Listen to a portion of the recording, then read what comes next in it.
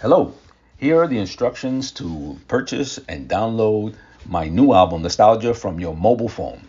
So you hit the download button, you'll check out, and you'll put in your email, your name, and please sign up on our mail list.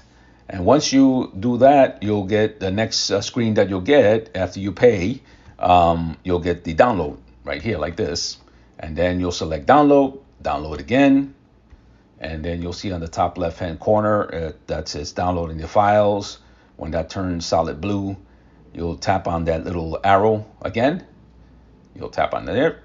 Okay, hit the downloads button, and you'll see the nostalgia folder. You'll tap on that, and there's zip. So you want to tap on that folder once again to unzip the files. And once that's done, you'll see the folder there. Tap on it, and there you go. There's your files. You can play them directly from there, or you can also save them on on your iCloud Drive by hitting Browse, and you'll see the folder comes out, the iCloud Drive folder, and they'll all save to there. They'll upload, and there you go. And again, you can play them there, and please play them to your heart's content.